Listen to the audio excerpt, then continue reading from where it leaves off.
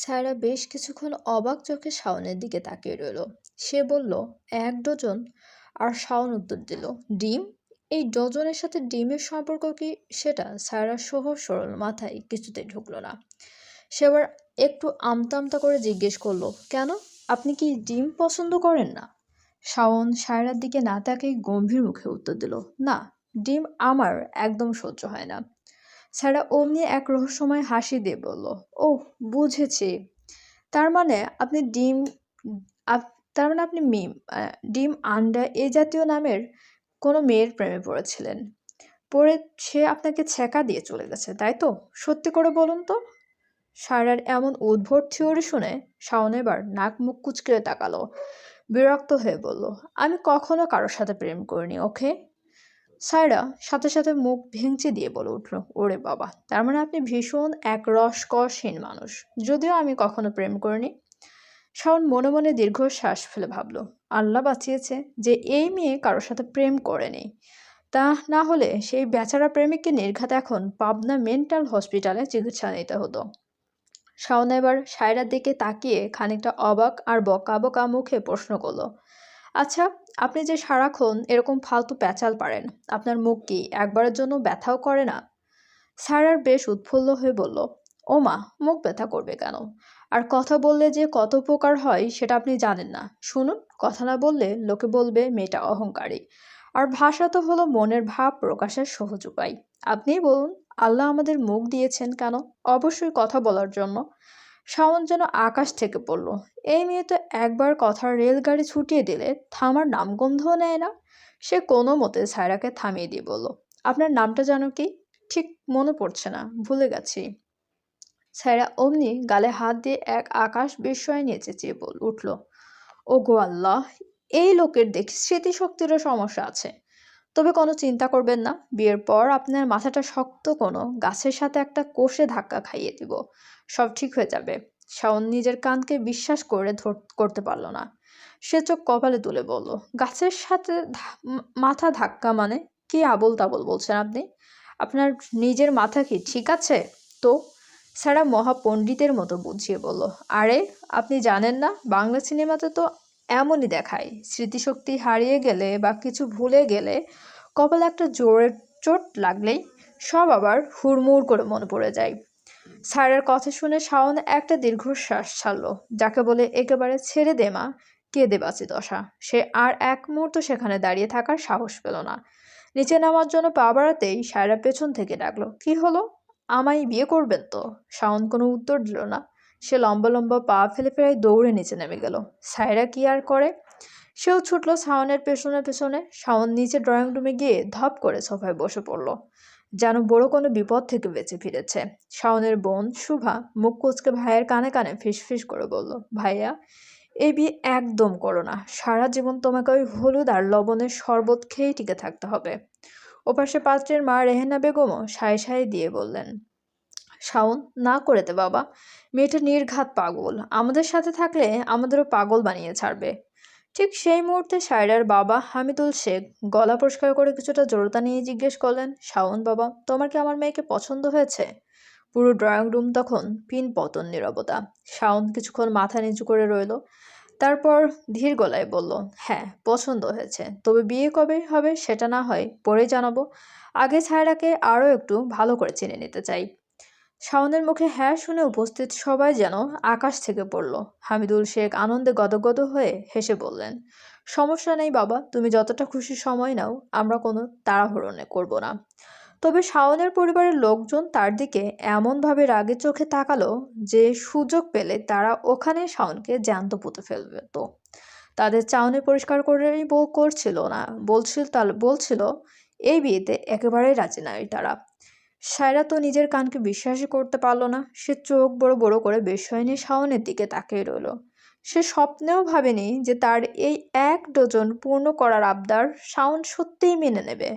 সায়রা মনে মনে বিড়বিড় করল, ওগো আল্লাহ, এই লোকের কথা বলার ভঙ্গি শুনেও তো আমি ক্রাশ খাচ্ছি। পরক্ষণেই সায়রার নজর আবার পাশের সোফায় বসা সেই সাদা শার্ট পরা হ্যান্ডসাম ছেলেটির দিকে গেল।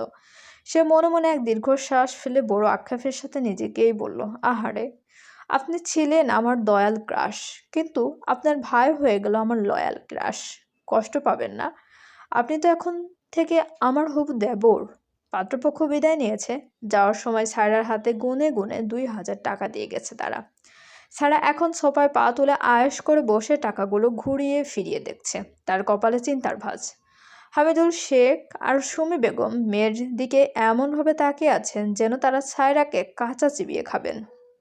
তবে তাতে কোনো যায় আসে না সায়রার। সায়রা টাকাগুলো নাড়াচাড়া করতে করতে জিজ্ঞেস করলো, আচ্ছা তোমরা একটা কথা বলো তো, ওরা মাত্র 2,000 টাকা কেন দিল? একটু বেশি কি দেওয়া যেত না? সুমি বেগম আগুনের মতো জ্বলে উঠে রাগী গলায় বললেন, তোর হাতে যে 2,000 টাকা দিয়েছে এটাই তোর 14 গোষ্ঠীর ভাগ্য। এই যে কাণ্ড তুই করেছিস তাতে তো তোকে কান ধরে বের করে দেওয়ার কথা ছিল। এবার হামিদুল শেখও তার স্ত্রীর সাথে সুর মেলালেন, সায়রা তুই কি একটুও কথা বলতে কম বলতে পারিস না? এই বিয়েটা যদি ভেঙে যায় তবে আমার মুখ দেখানোর আর জায়গা থাকবে না। তোর এই আলগা কথার জন্যই প্রত্যেকটা সম্বন্ধ ভেঙে যায়। সুমি বেগম আবারও তোপ দাগলেন, তুই এত লজ্জাহীন হলি কবে থেকে রে? বউয়ের কথা শুনে হামিদুল শেখ এবার পাল্টা খোঁচা দিয়ে বললেন, হবে না কেন? লজ্জাহীন তো হয়েছে একদম তোমার মতো। যেমন মা তেমন তার মেয়ে। সুমি বেগম তর্জনী উঁচিয়ে গর্জে উঠলেন, খবরদার, একদম উল্টাপাল্টা কথা বলবেন না, বলে দিচ্ছে। সায়রা সরু চোখে মা বাবার এই দৌড় দেখতে লাগলো। সে মনে মনে ভাবলো, না বাবা, এখানে আর থাকা মোটেও নিরাপদ নয়। এখন একটা বড়সড় তুলকালাম শুরু হবে, তার আগে কেটে পড়াই ভালো। সায়রা ধীর পায়ে নিজের রুমে ঢুকে দরজাটা সশব্দে বন্ধ করে দিল। বাইরে থেকে তখনও মা বাবার ঝগড়ার উচ্চ স্বর ভেসে আসছে। তবে এসব নিয়ে সায়রা একদমই বিচলিত নয়। প্রতিদিন সায়রাকে নিয়ে বাড়িতে অন্তত একটা ঝগড়া না হলে তার পেটের ভাতেই ঠিকমতো হজম হয় না। শিকদার বাড়িতে এখন যেন ঝড়ের পরের স্তব্ধতা। ড্রয়িং রুমে শাওনের পরিবারের সবাই মুখ গম্ভীর করে বসে আছে। মোজাম্মেল শিকদার আর রেহানা বেগমের 2 ছেলে ও 1 মেয়ে, বড় ছেলে শাওন আদনান শিকদার, মেজ শুভ্র শিকদার আর ছোট মেয়ে সুভাষিনী, ডাকনাম শুভা। রেহানা বেগম বেশ কিছুক্ষণ গুম মেরে বসে থাকার পর ফেটে পড়লেন। শাওনের দিকে তাকিয়ে বলেন, আমি তোকে ইশারায় কতবার বললাম সোজা না করে দিতে, তবুও কেন তুই রাজি হলি? ওই মেয়েকে আমার এক ফোঁটাও পছন্দ হয়নি। শাওন এবার সোজা হয়ে বসে শান্ত গলায় পাল্টা প্রশ্ন করলো, কেন পছন্দ হয়নি মা? মেয়েটাকে পঙ্গু, দেখতে কি কালো, নাকি বংশে কোনো খামতি আছে? তবে সমস্যাটা কোথায়? রেহানা বেগম বিরক্তিতে কপাল কুঁচকে বললেন, সমস্যা ওই মেয়ের মাথায়। মেয়েটা আস্ত একটা পাগল, দেখলি না আমাদের সামনে যা মুখে আসছিল তাই বলছিল।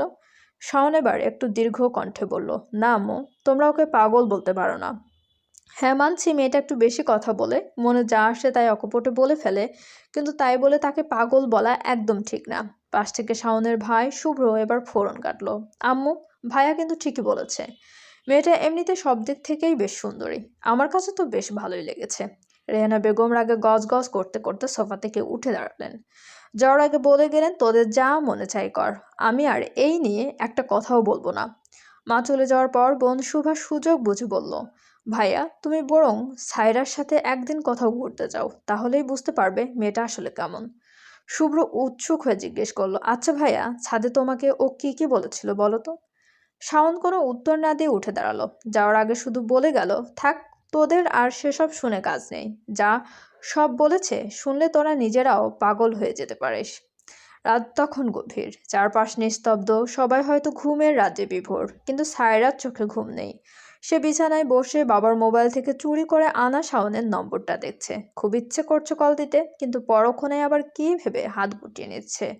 সায়রা মনে মনে বিড়বিড় করলো, কতক্ষণ ধরেই এই ঘরে একা মুখ বন্ধ করে বসে আছে, কারো সাথে দুটো কথা না বললে তো পেটের ভাত হজম হবে না। অবশেষে সে তার প্রাণের বান্ধবী ঝিনুককে কল দিল। একবার রিং হওয়ার পর কেউ ধরলো না। ছায়রা দমবার পাত্রে নয়, সে আবারও কল দিল। এবার ওপাশ থেকে ঘুম দাঁড়ানো কণ্ঠে ঝিনুক বলল, হ্যালো, কে বলছেন? ছায়রা বিরক্ত হয়ে উত্তর দিল, তোর জামাইয়ের শালিক। ঝিনুক অপ্রস্তুত হয়ে বলল, আবল তাবল কি বকছেন? মেয়ের কণ্ঠে আমার জামাই হয় কি করে? ছায়রা এবার গলা চড়িয়ে বলল, আরে আমি সায়রা।